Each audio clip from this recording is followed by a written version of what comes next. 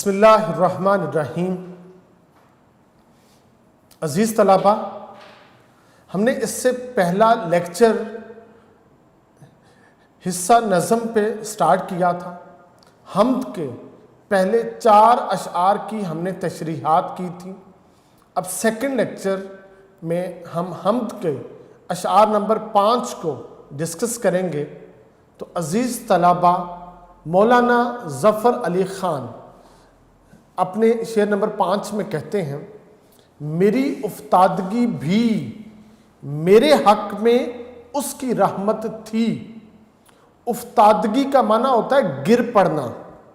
میری افتادگی، میرا گر پڑنا، چاہے میرا زمین پہ گر پڑنا، چاہے میرا گناہوں میں گر پڑنا، چاہے میرا کسی مصیبت میں گر پڑنا، چاہے میرا کسی مشکل سے دوچار ہو جانا، تو میری افتادگی بھی میرے حق میں اس کی رحمت تھی۔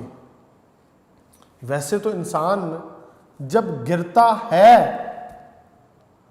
تو اسے چوٹ لگتی ہے، جب وہ مشکل میں آتا ہے تو وہ طرح طرح کی وسوسات کا شکار ہو جاتا ہے، جب یہ الجھنوں میں پھنس جاتا ہے، جب یہ جکڑا جاتا ہے، تو اس وقت کیا ہوتا ہے، جو اس کی روٹین لائف ہوتی ہے اس کا سرکل کاٹ دیا جاتا ہے۔ اب یہ کیا کرتا ہے، یہ جو چیز اس سے چھوٹی ہوتی ہے اس کا رشتہ اس کے ساتھ مضبوط ہو جاتا ہے، اور وہ غم روزگار ہو، چاہے غم دنیا ہو، چاہے کوئی اور معاملات ہوں، ان میں الجھ کے انسان اپنے خدا سے غافل ہوتا ہے، اور آج اس مصیبت میں گر کے تو اس کی وہ جو کنیکشن ہے وہ خدا کے ساتھ بحال ہو جاتا ہے۔ یہ فوراً دست دعا اٹھاتا ہے، یہ فوراً سجدہ ریز ہوتا ہے، یہ فوراً استغفار کہتا ہے۔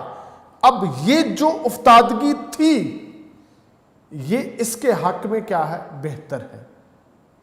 تو مولانا ظفر علی خان دوسرے مصرعے میں کہتا ہے کہ گرتے گرتے بھی میں نے لیا دامن ہے تھام اس کا، میں نے اس کا جو دامن ہے نا وہ تھام لیا، حالانکہ میں گر رہا تھا۔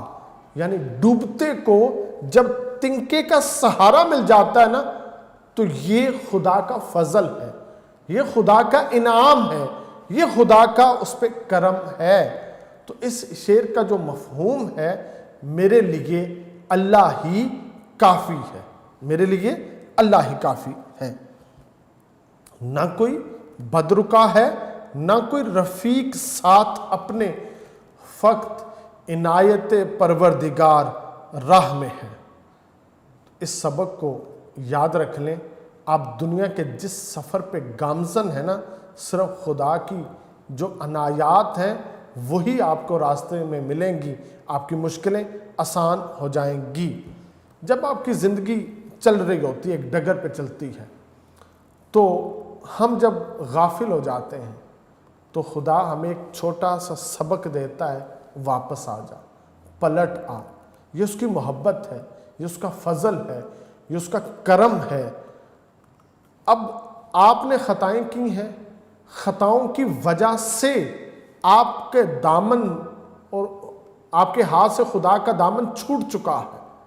آج اس لغزش کی بنا پہ، اس چوٹ کی بنا پہ آپ نے پھر سے ڈوبتے ڈوبتے اس کے دامن کو جو تھام لیا ہے، یہ اس پہ آپ پہ خدا کا فضل ہے، آپ پہ خدا کا کرم ہے۔ تو شاعر نے یہاں پہ اس چیز کا تذکرہ کیا، میری افتادگی بھی میرے حق میں اس کی رحمت تھی۔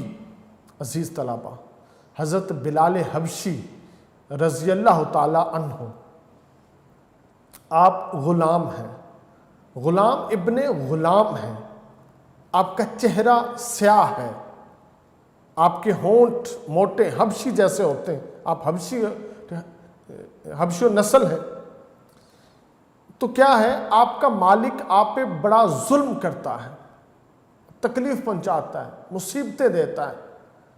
بلال حبشی رضی اللہ تعالیٰ عنہ کو ابھی دار اسلام میں داخل نہیں ہوئے، بہت سخت بخار، اس بخار کی وجہ سے مالک کی سختی جھیلتے ہیں، آپ کراہتے ہیں۔ مالک نے کہا تھا یہ 4 بوریاں گندم کی صبح سورج طلوع ہونے سے پہلے آپ نے پیسنی ہے، اس کا آٹا بنانا ہے۔ آپ بخار میں تھے، نبی پاک علیہ الصلوۃ والسلام راہ جاتے ہوئے انہوں نے آپ کے کراہنے کی آواز سنی، معاملہ معلوم کیا، آپ گرم دودھ کا پیالہ لائے اور بلال حبشی کو وہ دودھ کا پیالہ پینے کو دیا اور کہا تم سو جاؤ۔ جب وہ سو گیا تو نبی پاک نے ان کی ساری گندم وہ خود ساری رات پیستے رہے۔ صبح آپ اٹھ کے چلے گئے۔ جب بلال حبشی صبح اٹھتے ہیں تو دیکھتے ہیں کہ گندم پسی ہوئی ہے، آٹا بنا ہوا ہے، تو یہ تسلی تھی کہ اب میرا مالک مجھے مارے گا نہیں، اذیت نہیں دے گا، تکلیف نہیں دے گا۔ مگر اس واقعے نے کیا کیا؟ آپ کے دل میں حضرت محمد مصطفیٰ علیہ الصلوۃ والسلام کی محبت پیدا کر دی۔ یہ محبت جب بڑھتی چلی گئی، حالانکہ آپ تو غلام تھے، بکتے بکتے بکتے آپ مکہ میں آئے تھے اور مکہ میں اپنے غلام کی اتنی سختیاں جھیل رہے تھے، یہ جو مصیبتوں میں گرنا تھا یہ آپ کے لیے باعث سے برکت ہوا کہ آپ دار اسلام میں داخل ہو گئے۔ تو عزیز طلبہ، یہ جو مصیبتیں ہوتی ہیں جن میں ہم دلدلوں میں پھنس جاتے ہیں، بظاہر تو ہمیں لگتا ہے مگر حقیقتاً ہماری خدا سے جو رسی ہے وہ ہماری مضبوط ہو جاتی ہے۔ تو شاعر یہاں پہ کہتا ہے گرتے ہووں کو تھام لیا جس کے ہاتھ نے، گرتے ہووں کو تھام لیا جس کے ہاتھ نے، وہ تاجدار یثرب و بطحا تم ہی تو ہو۔ تو عزیز طلبہ، یہ جو میری افتادگی ہے، مصیبت میں گر جانا ہے، اس کو کبھی برا بھلا نہیں کہنا، بلکہ آپ نے یہاں سے ٹرننگ پوائنٹ لینا ہے کہ اب تک کی تمہاری زندگی کیا تھی اور آج تم نے جو ٹرننگ پوائنٹ لیا تم بدل گئے، تو آج کے بعد سے تمہاری زندگی کا مقصد، تمہاری زندگی کا مدعا وہ کیا ہوگا۔ بے شمار تاریخ میں ایسے واقعات بھرے پڑے ہیں۔ حضرت حر رضی اللہ تعالیٰ عنہ، آپ یزید کے لشکر کے سپاہی تھے۔ جب امام حسین علیہ الصلوۃ والسلام کا نورانی چہرہ دیکھا، اپنا گھوڑا بھگایا اور امام حسین علیہ الصلوۃ والسلام کے قدموں میں گرے، معافی مانگی، پھر سے کلمہ پڑھا اور اجازت مانگی کہ میدان کربلا میں آپ کا سپاہی بن کے سب سے پہلے میں جاؤں۔ تو یہ آپ کی زندگی کا ٹرننگ پوائنٹ تھا، جس کی وجہ سے آج ہم حضرت حر رضی اللہ تعالیٰ عنہ کہتے ہیں، وہ شہادت کے مرتبے کے اوپر فائز ہو گئے۔ بے شمار لوگ ہیں جب وہ مشکلات میں آئے تو پھر وہ اللہ رب العزت کی بارگاہ میں جا کے بے شمار انعامات سے مستفید ہوئے۔ تو عزیز طلبہ، مولانا ظفر علی خان شعر نمبر 6 میں کہتے ہیں، ہوئی ختم اس کی حجت اس زمین کے بسنے والوں پر۔ حجت بیٹا کہتے ہیں دلیل کو، ہوئی ختم اس کی حجت، اس اسم اشارہ اللہ کی حجت دلیل ختم ہو گئی اس زمین کے بسنے والوں پر۔ یہ جو زمین ہے، یہ جو نوع انسان کے ساتھ اس کو آباد کیا گیا، یہ جو اشرف المخلوقات بنا کے بھیجا گیا، اور پھر ان کی ہدایت کے لیے جو 1,24,000 پیغمبر آئے، آج اس کا دروازہ بند ہو گیا۔ خدا کی وہ حجت اپنے کمال کو پہنچ گئی کہ پہنچایا ہے ان سب تک محمد نے کلام اس کا، محمد صلی اللہ علیہ وسلم نے اس کا کلام ان تمام لوگوں تک، بنی نوع انسان تک پہنچا دیا ہے۔ تو بیٹا جو کلام اللہ ہے، جو احکام اللہ ہے، ہم تک محمد مصطفیٰ علیہ الصلوۃ والسلام کے وسیلے سے پہنچے ہیں۔ عزیز طلبہ، نبی پاک علیہ الصلوۃ والسلام نے خطبہ دیا حجۃ الوداع کے موقع پہ، اور وہاں پہ اعلان کر دیا الیوم اکملت لکم دینکم، آج کے دن تمہارا دین تمہارے لیے مکمل کر دیا گیا۔ حضرت آدم سے جو سلسلہ شروع ہوا تھا حضرت محمد مصطفیٰ علیہ الصلوۃ والسلام پہ اپنی تکمیل کو پہنچا۔ آپ ختم المرسلین ہیں، آپ آخری نبی ہیں، آپ کے بعد کوئی نبی نہیں آئے گا۔ نبی پاک علیہ الصلوۃ والسلام کی ذات ایک جامع ذات تھی، آپ پہ جو خدا نے کتاب نازل کی قرآن پاک وہ ایک جامع کتاب ہے، قیامت تک کے تمام معاملات اس کے اندر درج کر دیے گئے ہیں۔ نبی پاک نے اپنی ذات کی کاملیت کے ساتھ، جامعیت کے ساتھ خدا کے دین کو کامل کیا، مکمل کیا، دی اینڈ، اختتام کا وہاں پہ سٹیمپ جو ہے نا وہ لگا دی۔ تو حضرت محمد مصطفیٰ علیہ الصلوۃ والسلام نے یہ کیا تھا، ہوئی تکمیل جن کی ذات پر ہر خیر و بشر کی، ہوئی تکمیل جن کی ذات پر ہر خیر و بشر کی، ہر خیر و برکت کی، انہیں خیر البشر، خیر الورا کہیے، بجا کہیے۔ عزیز طلبہ، اللہ رب العزت نے آدم علیہ الصلوۃ والسلام کو پیدا کیا، فرشتوں کو اکٹھا کیا اور کہا اس کو سجدہ کرو۔ ابلیس نے سجدہ نہیں کیا، اس کو وہ مردود ٹھہرا، شیطان ٹھہرا۔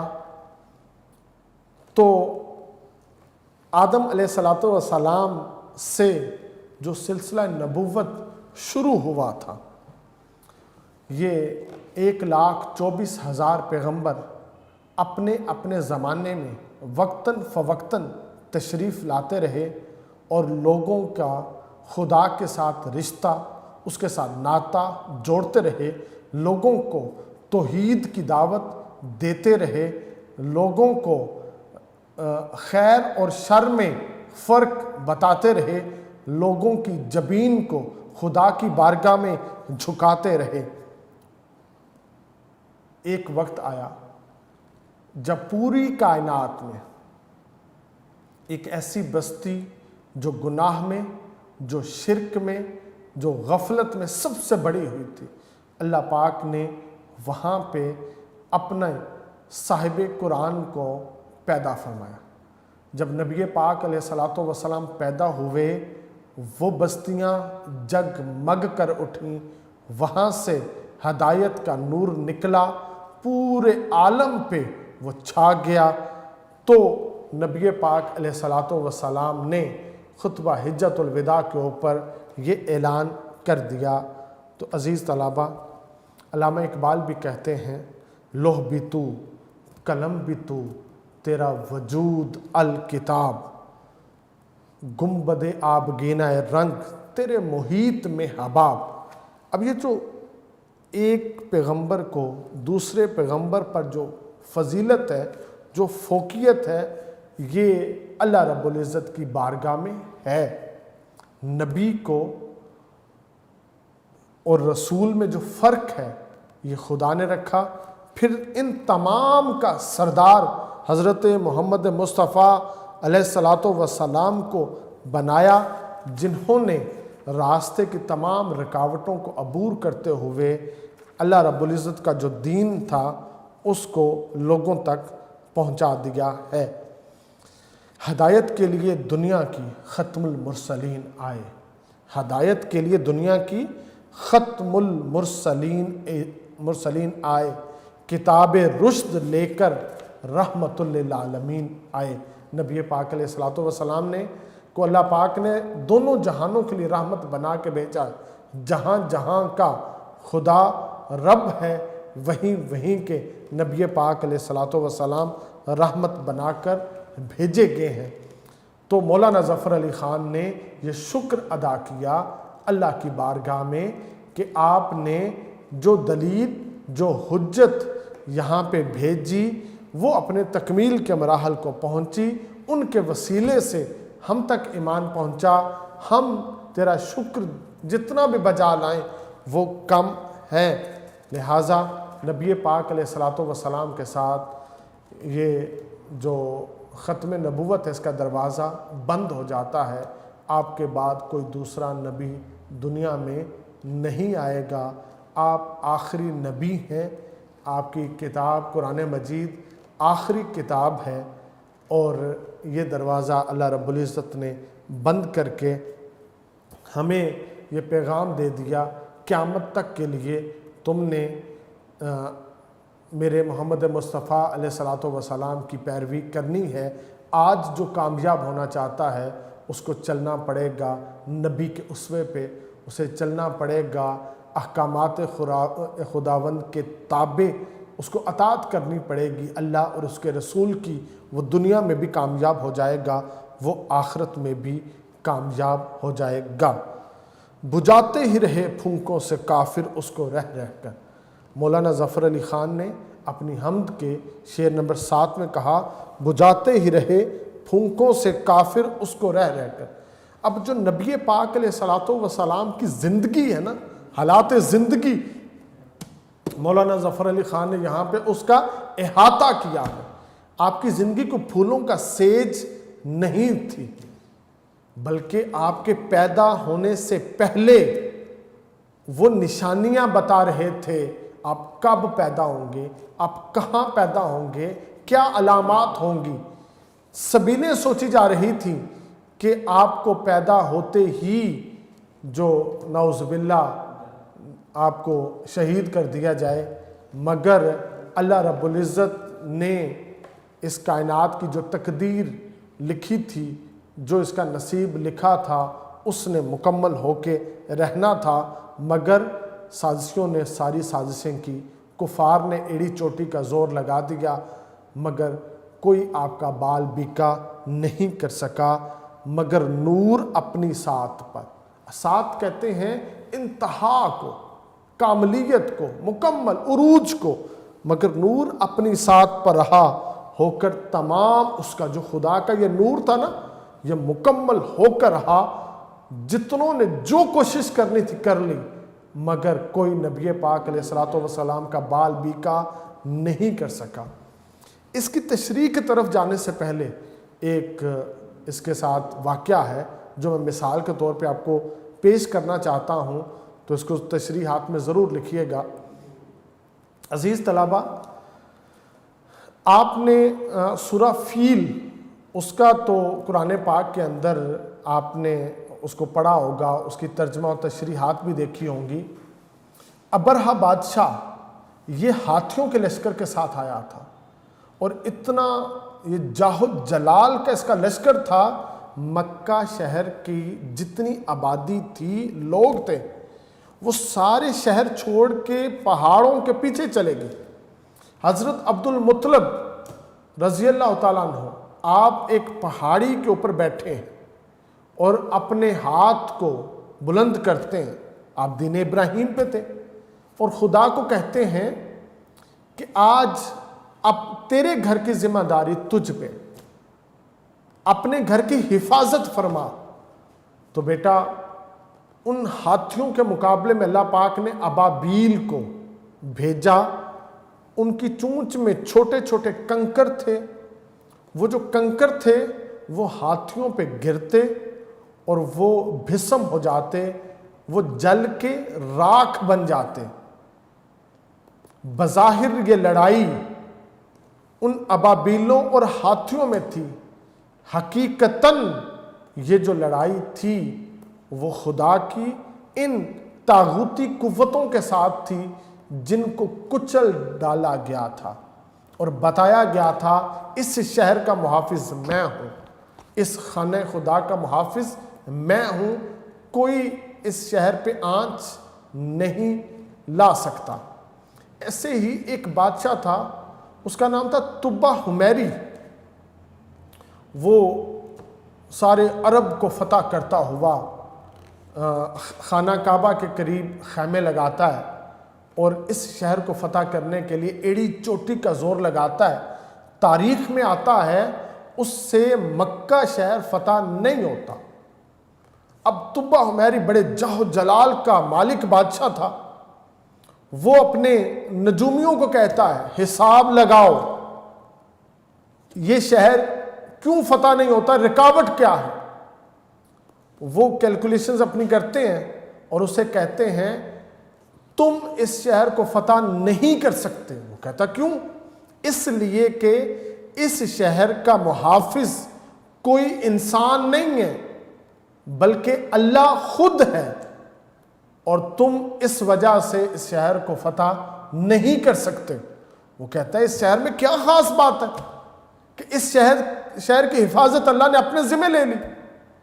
وہ پھر اپنی کیلکولیشنز کرتے ہیں اور اسے بتاتے ہیں اس لیے کہ یہاں پہ اللہ کا آخری نبی پیدا ہوگا۔ اس نے کہا اچھا پھر مجھے اس نبی کے بارے میں بتاؤ۔ وہ پھر اپنی کیلکولیشنز کرتے ہیں اور کہتے ہیں کہ وہ جو نبی یہاں پہ پیدا ہوگا اس شہر والے اسے شہر میں رہنے نہیں دیں گے، وہ اس شہر سے ہجرت کرے گا۔ کہا ہجرت کر کے کہا جائے گا؟ پھر انہوں نے کیلکولیشنز کی اور بتایا کہ وہ یثرب جائے گا۔ اب طبہ حمیری کیا کرتا ہے؟ وہ اپنے لشکر کو حکم دیتا ہے یثرب کی طرف چلو۔ وہ شہر مکہ سے رخصت ہوتے ہیں اور یثرب شہر کی طرف جاتے ہیں۔ ایک جگہ پہ وہ نبی پاک علیہ الصلوۃ والسلام کی خوشبو کو پاتا ہے، وہ وہاں پہ پڑاؤ لگانے کا حکم دیتا ہے۔ جب پڑاؤ لگ جاتا ہے وہ 1000 اونٹ ذبح کرتا ہے۔ وہ تمام اپنے سپاہیوں کو نیا لباس پہناتا ہے، وہ ایک جشن مناتا ہے، جشن کا سما ہوتا ہے، اور اسی جشن کے سما میں وہ اپنے مذہبی پیشوا کو ایک خط دیتا ہے اور کہتا ہے تم نے یہیں پہ آباد ہونا ہے، تمہاری نسلیں یہیں پہ آباد ہوں گی، اور یہ خط اللہ کے آخری نبی ان تک تم نے پہنچانا ہے، یہ تمہاری نسلوں کی ذمہ داری ہے۔ اب نبی پاک علیہ الصلوۃ والسلام جب مدینہ پہنچتے ہیں تو تمام لوگ، اب میں اس کے ساتھ لنک کر رہا ہوں ہجرت مدینہ کو، تمام سفارش کرتے ہیں، ریکویسٹ کرتے ہیں، عرض کرتے ہیں حضور میرے گھر میں تشریف فرماؤ، حضور میرے گھر میں تشریف فرماؤ۔ آپ فرماتے ہیں اللہ نے میری اونٹنی کو حکم دیا ہے جہاں پہ یہ رکے گی میں وہیں پہ قیام کروں گا، اور وہ اللہ کے حکم سے وہ اونٹنی حضرت ابو ایوب انصاری رضی اللہ تعالیٰ عنہ کے دروازے پہ بیٹھ جاتی ہے۔ اب وہیں پہ قیام فرماتے ہیں۔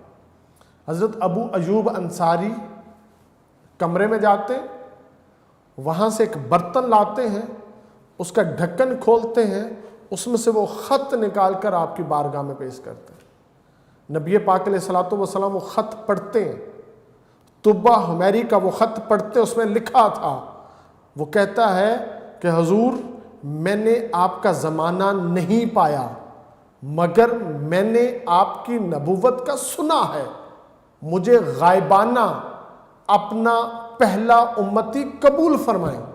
تو نبی پاک علیہ الصلوۃ والسلام نے 3 دفعہ فرمایا قبول ہے، قبول ہے، قبول ہے۔ صحابہ نے پوچھا کیا؟ آپ نے سارا واقعہ سنایا اور کہا یہ ابو ایوب انصاری اسی مذہبی پیشوا کی اولاد میں سے۔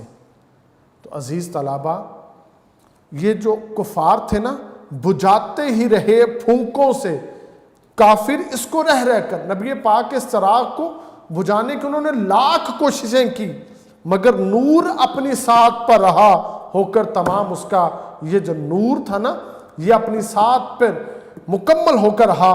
کفار کی مخالفتوں کے باوجود دین حق مکمل ہوا۔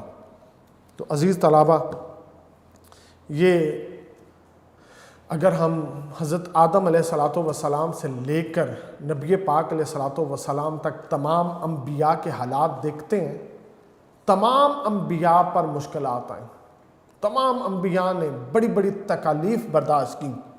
نبی پاک علیہ الصلوۃ والسلام فرماتے ہیں مجھ سے پہلے جتنے نبی آئے ان پہ جتنی آزمائشیں آئیں اللہ نے وہ ساری کی ساری میری ذات میں جمع کر دی ہیں. کہیں تو نبی پاک علیہ الصلوۃ والسلام پر جو نا وہ کوڑا کرکٹ پھینکا جاتا, کہیں آپ کے راستے پر رکاوٹیں کھڑی کی جاتی, کہیں آپ پر جو نا یہ جانوروں کی اوجری پھینک دی جاتی, کبھی تو آپ کو شیب ابی طالب کی جو زندگی تھی محصورانہ وہ بسر کرنا پڑتی تھی, کہیں پہ آپ پر بھوک تھی, کہیں پر آپ پر پیاس تھی, یہاں تک کہ آپ کو مکہ مکرمہ سے ہجرت کا کہہ دیا گیا, حکم آ گیا. جب ہجرت کی رات آپ کے گھر کا کفار نے محاصرہ کیا ہے, اللہ رب العزت نے وحی نازل کی اور آپ کو حکم دیا کہ آپ مٹھی بھر مٹی لیں اور ان کی طرف پھینکیں. وہ مٹھی بھر مٹی جب ان کی طرف پھینکی گئی تو ان کی آنکھوں چندھیا گئیں. وہاں سے نبی پاک علیہ الصلوۃ والسلام نکلے, پھر حضرت ابوبکر صدیق رضی اللہ تعالیٰ عنہ کے ساتھ آپ سفر کرتے رہے.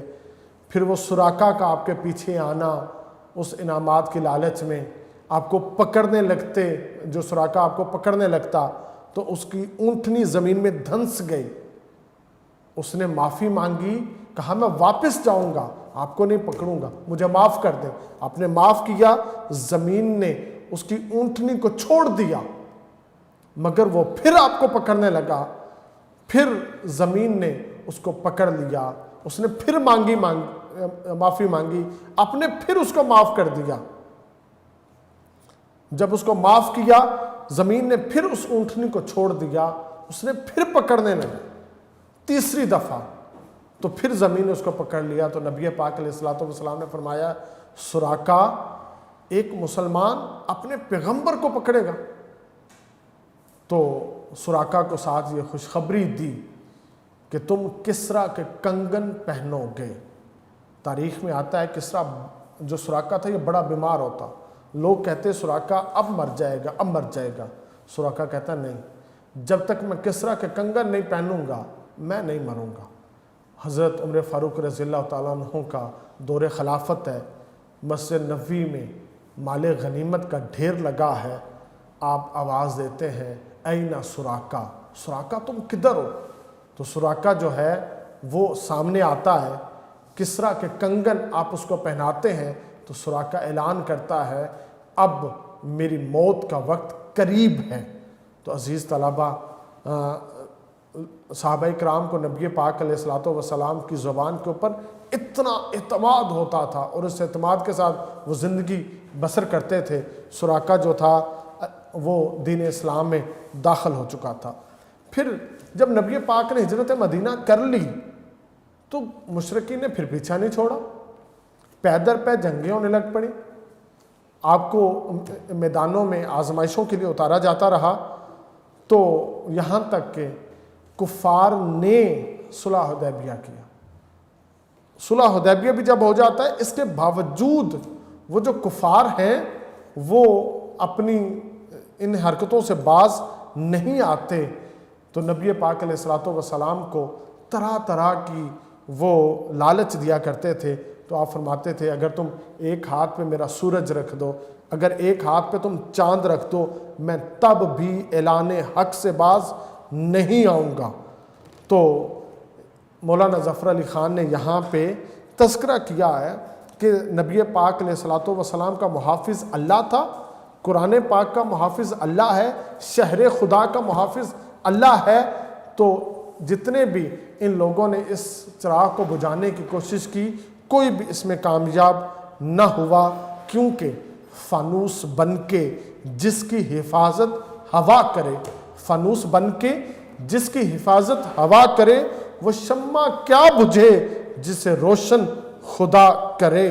نور خدا ہے کفر کی حرکت پر خندہ زن, نور خدا ہے کفر کی حرکت پہ خندہ زن, پھونکوں سے یہ چراغ بجھایا نہ جائے گا. پھر عزیز طلبہ آخری آپ کو حوالہ جات کا میں شعر یہاں پہ ایک اور لکھوا دیتا ہوں. آئینے نو سے ڈرنا طرز کہن پہ اڑنا, آئینے نو سے ڈرنا طرز کہن پہ اڑنا, منزل یہی کٹھن ہے قوموں کی زندگی میں. تو عزیز طلبہ, یہ جو حمد کی ہماری نظم ہے اس کی تشریحات یہاں پہ مکمل ہوتی ہے. آپ نے اس کا خلاصہ یونیک نوٹس سے بڑے اچھے انداز سے اس کو یاد کرنا ہے, اس میں سپیلنگ مسٹیکس نہیں ہونی چاہیے. اس نظم سے اگر پیپر میں تشریح آتی ہے تو بیٹا کوئی سے 2 شعر آئیں گے, آپ نے اس کی تشریحات تحریر کرنی ہے. انتہائی خوبصورت نظم ہے مولانا ظفر علی خان کی. اس نظم کو بہتر انداز سے یاد کیجئے گا. والسلام.